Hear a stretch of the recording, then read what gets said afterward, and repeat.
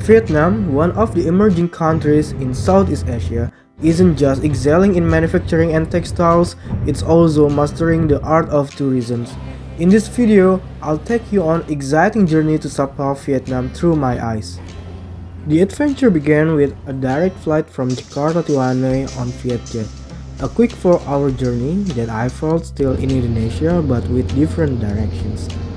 As soon as I landed, I hopped onto bus 86, eager to dive into Hanoi's vibrant streets.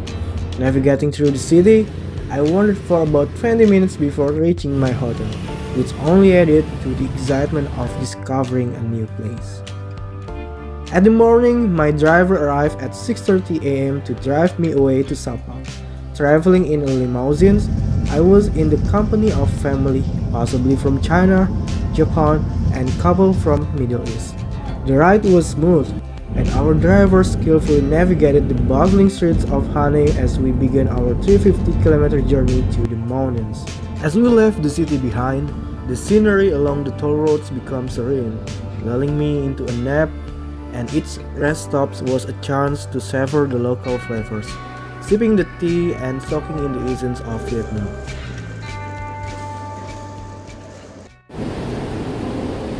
He is the one of man of the match that driving us today to Sapa.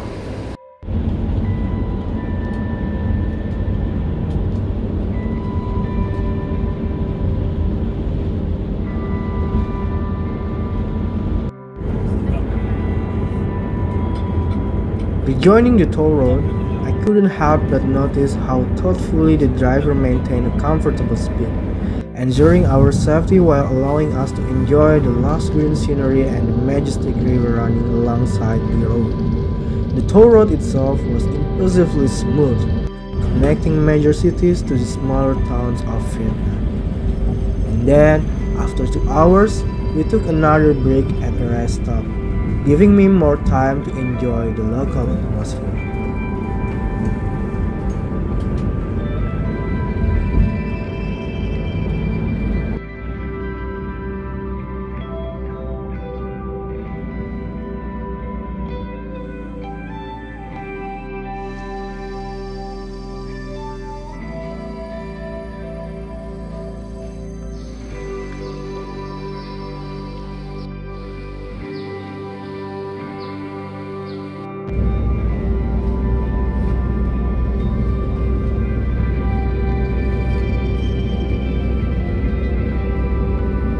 Soon after, the landscape began to change dramatically. The road twists through the mountains, offering breathtaking views at every turn. And at one point, our driver made an impromptu stop at a small waterfall to collect fresh water for the engine.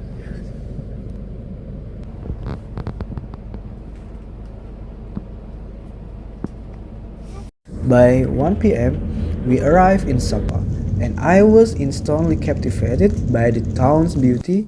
With the sun high overhead, I couldn't resist diving straight into explorations.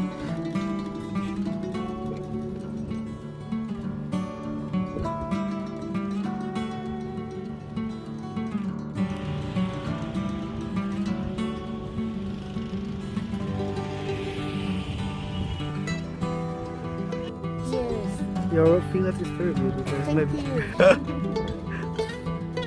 My time was limited, so by 2:30 p.m. I was already trekking to Lao Chai Village. The trek was nothing short of spectacular, and the weather was perfect.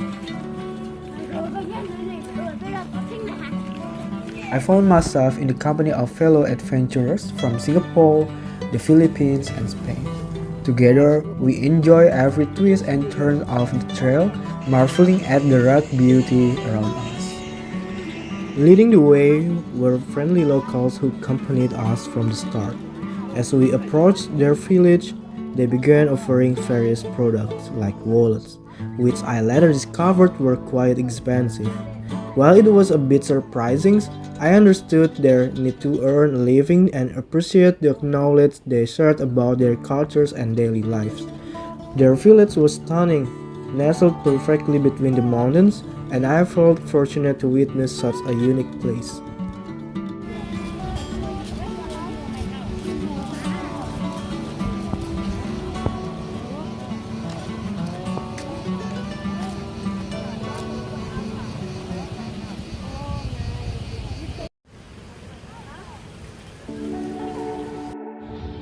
That evening, after freshening up, I wandered through Sabah city center, savoring the cool air and indulging in endless cup of coconut coffee.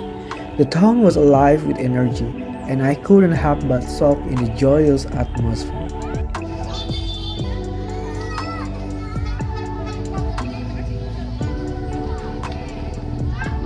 Sabah at night offers a variety of experiences. Whether you're in the mood for coffee, a hot pot, or traditional Vietnamese dishes, there's something for everyone.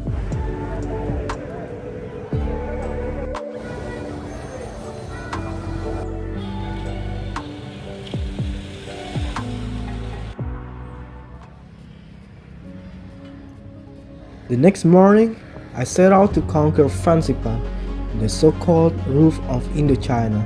I had heard that if you're lucky, you might even see Sapa and Phan Xipang blanket in snow. I pre-booked my tickets through Klook, making the process very seamless. The adventures began with a ride on the funicular train from Sun Plaza to the Muang Hoa cable car stations.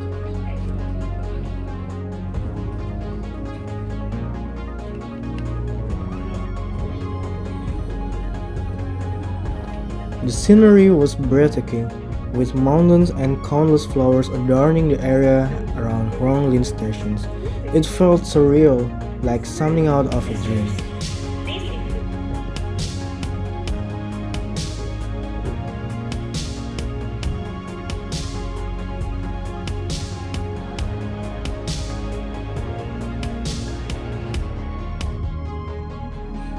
As the cable cars ascended, my initial excitement was tinged with nervousness. Heights aren't exactly my thing, but I let go of my fears, trusting the engineering marvel to carry me up. And the views were nothing short of spectacular. Finally, I reached the summit of Phan Xipang.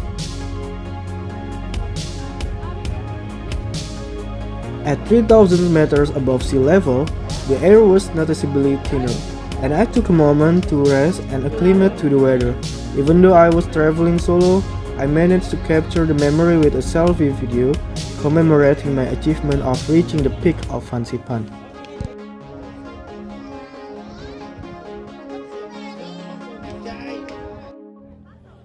Now I have to go down with my own feet.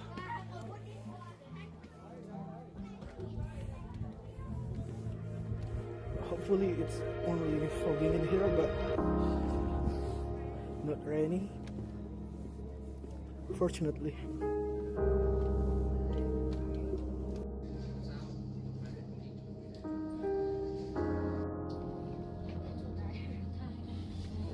Although the summit was shrouded in fog, the rain held off, and I still managed to take in the majestic views and snap some photos.